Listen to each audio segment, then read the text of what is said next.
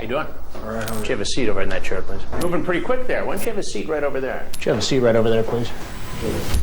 One of the most interesting trends in entertainment for the last 2 decades has been shows and videos based around hunting child prey. Back in the early 2000s, Dateline NBC's To Catch a Predator became one of the channel's most successful running programs. Even today, Chris Hansen and the show itself have become icons in internet culture. I remember sitting in the living room with my old roommate watching YouTubers like Mr. GG covering the show and having the best time of my life. With the growing popularity of YouTube, we also saw influencers take what To Catch a Predator did and cater it to a more modern audience, taking what was already a crazy concept and turning it into a spectacle. But something about this kind of content has always sat weird with me. Don't get me wrong, watching these horrible people get exposed and humiliated will always be cathartic and entertaining. But what these shows and videos are missing is showing how sick and deranged these predators actually are, what this kind of situation is actually like, and how widespread the problem really is. So today I want to show you just that with one of the most unsettling and disturbing documentaries ever made. I'm Nightmare Movies, and this is Caught in the Net. A quick content warning if you plan on watching this documentary. There is lots, and I mean lots, of explicit content. I don't want to go into too much detail because I don't want to get demonetized, but the predators send these girls very explicit photos and videos, which of course are all censored. Originally, I found this movie through a review YMS did, and as he said in his review of it, it doesn't leave much to the imagination. So I do strongly urge you that if this kind of subject matter is upsetting to you, you really might want to skip this documentary. It doesn't hold back in showing just how evil these people are. But with all that out of the way, let's get into the breakdown. The film starts with some alarming statistics. In the Czech Republic, 60% of children spend time online without parental limits. Even more disturbing, 41% of children confirmed that they have received images from another person. After learning that, we get introduced to the 2 directors of this documentary. They're holding auditions looking for actors above the age of 18 who can realistically pass for 12 or 13 years old. Each girl is interviewed, and most of them describe their own encounters online with predators at a very young age. One talks about how when she was 12 years old, a grown man sent her a photo of himself. Another talks about how when she was 14, a man messaged her asking for explicit photos. One girl was messaging a man who was able to hack into her webcam to watch her when she wasn't aware, and he was obviously able to see her doing very inappropriate things, recorded it, and sold it all over the world. Not only videos of her either, the police found videos of many different victims from this man. And by the end of these interviews, 19 out of the 23 girls that they interviewed had stories like this. After finding 3 girls that they think will work, Mishka, Tina, and Nikki, the plan is to construct 3 separate rooms for them to stay in for 10 days. Every day from noon to midnight, the girls will be online on various chatting sites, waiting for people to message them. They set up some pretty strict rules for the girls to follow. The girls cannot message first, only respond. At the beginning of each conversation, they must emphasize that they are 12 years old. They do not try to seduce any of these people. They can only reply naively to explicit commands. They only respond to requests for explicit photos after repeated pleading, something that we'll get back to in a bit. Meetings have to be initiated by the predator. They will be consulting with psychologists, sexologists, lawyers, and criminal investigators. And lastly, they tell us what site specifically they are using. With everything up and running, the girls sign in and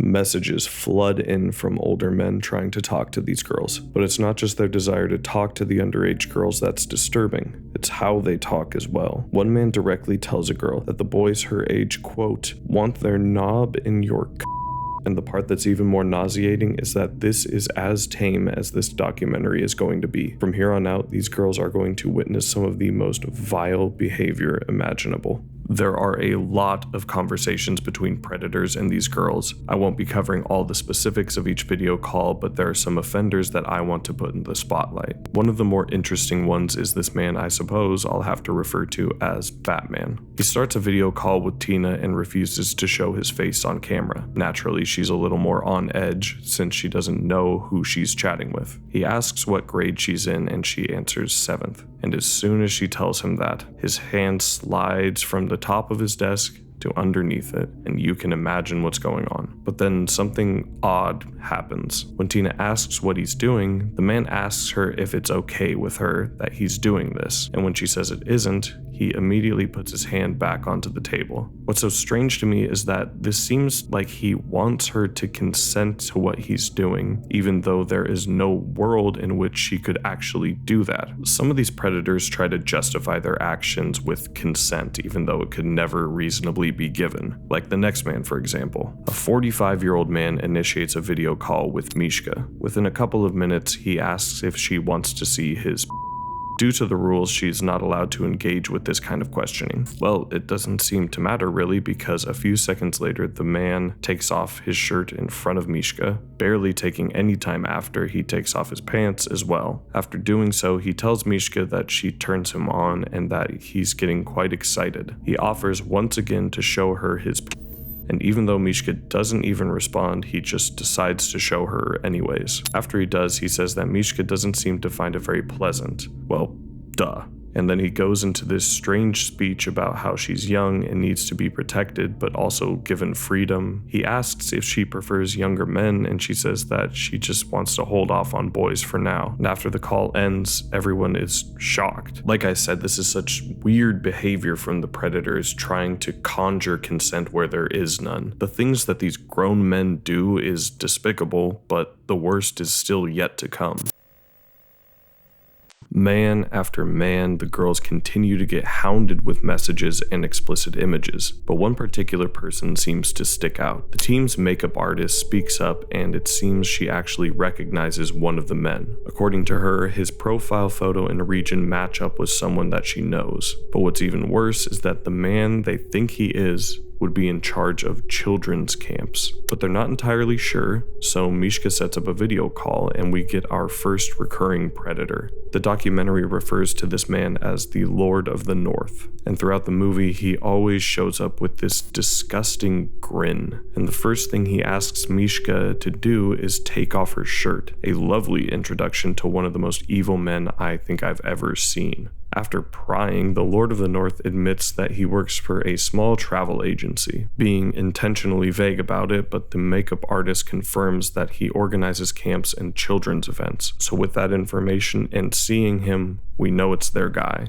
But for now, the video call ends, but don't worry, we'll be seeing more from him later. Now, one of the rules mentioned earlier was that they only respond to requests for explicit pictures after repeated pleading. Originally, when I saw that rule, I was confused, but now I can give you an explanation on it. The crew invites a number of models to pose without any clothes on for photos, and I have to censor this whole section, but after they take the photos, the team photoshops Mishka, Tina, and Nikki's faces onto them, doctoring pictures to send to the predators. Now, once the photo shoot is over, we get introduced to another upstanding citizen. However, he doesn't speak, only communicating in the chat. He hounds Mishka for explicit pictures of herself, and Mishka continuously declines. Diverting the conversation, Mishka asks the man about what she describes as his strange perversions. The man explains that he has a friend, a girl who produces illegal videos involving animals, and she sends these videos to him. And of course, this predator offers to send Mishka these videos. After the video call ends, Mishka scrolls up in the chat and,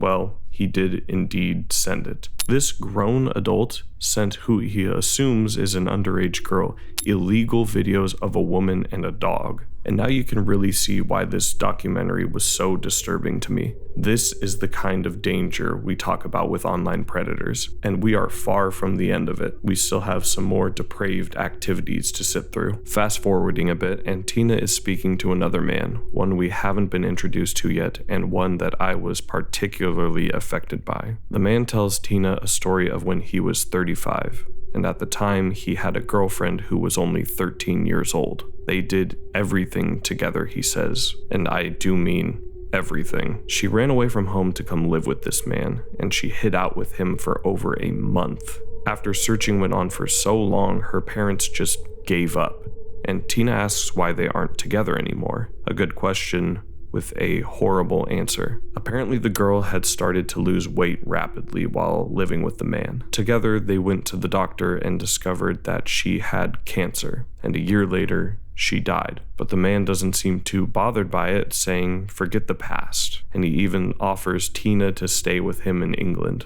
She ends the video call, and I remember being left with this empty feeling inside. A 13-year-old girl ran away from home and died of cancer because of this disgusting human being. And yet, he feels nothing. No remorse, no pity. He's just moving right on to his next victim.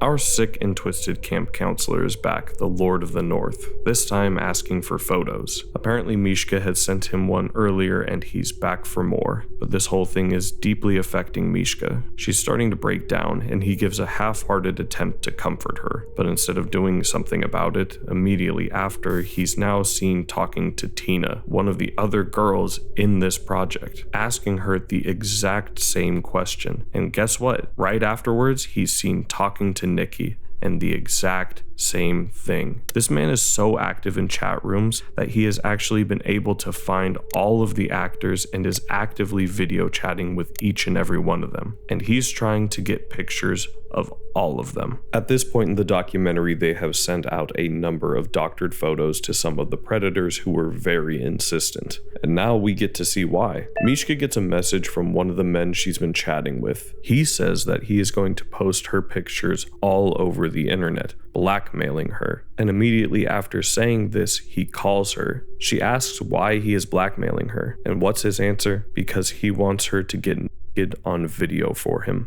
Mishka obviously refuses and ends the call, and now we know. They wanted to show how these men use these photos to blackmail the girls into getting even more from them. Sometimes more photos, or sometimes even money. Speaking of awful people, the Lord of the North is back talking to Mishka, though this conversation is going to be much darker than their previous ones. Apparently they had been talking about adult entertainment, and more specifically, what type the Lord of the North likes to watch. He talks about specific sites he uses, and then Mishka asks a question. Does he watch videos with girls as young as her?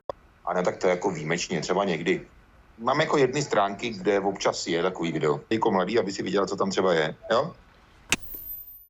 This was the moment for me when I knew I wanted to talk about this documentary. Watching this interaction and compounding it with every other sick thing that's happened throughout this movie, it made me not want to finish it. I've covered a lot of disturbing media on this channel, but this was the first time in a very long time where I wasn't sure if I would be able to finish a film. It was a mixture of rage and repulsion that has stuck with me weeks after my initial watch through, but I obviously decided to continue and give this documentary the credit it deserves for exposing these predators.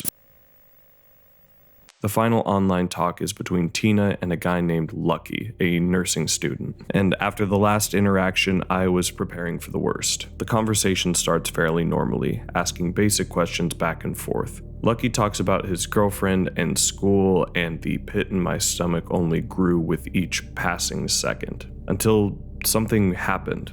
Tina starts talking about her other chat room experiences. She tells him about a man who was offering her money to strip on camera, and he replies saying that that's not a very good idea. He goes on to explain how if she did something like that, it would be everywhere. He tells her that it's her privacy and that only someone she loves should see that. Suddenly, as he's talking, the face blur slowly starts to fade away. Lucky tells her about his own experiences with predatory behavior online, and for the first time in the whole movie, we see someone who actually cares for one of these girls and just wants to protect her from danger. This scene is both beautiful and tragic. On one hand, they found a genuinely kind person who wants to make sure this girl doesn't get hurt. But at the same time, to find that, these girls had to experience some of the worst humanity had to offer. There is some catharsis by the end of this film, however, because we have one last step in the process.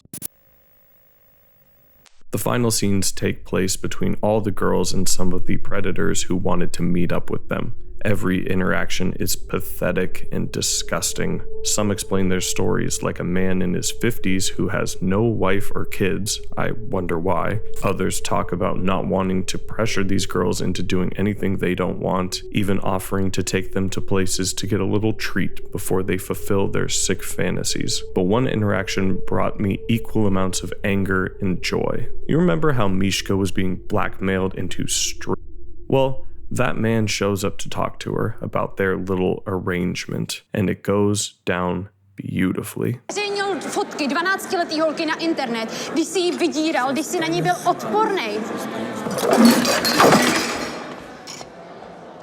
After that, we have one more loose end to tie up. The entire team goes to confront our recurring predator, the Lord of the North, and it is an embarrassing thing to witness. They approach him with a mountain of evidence of his predatory actions, and he just keeps denying them. They ask why he's talking to 12-year-old girls. He blames it on the lack of parental supervision. They ask why he's sending explicit videos to them, and he rambles on about how they need to be covering actual crimes and important topics, not wasting their time with him. One pathetic attempt after another to avoid responsibility for his actions, and it gets him nowhere. The last thing we're left with is the results of this experiment. During the 10 days of filming, 2,458 men contacted the actresses. The girls took part in 21 in-person meetings, and the Czech Republic requested all footage so they could move forward in criminal proceedings, and that is caught in the net. These are dangerous people attacking young girls and doing things you never thought a human could.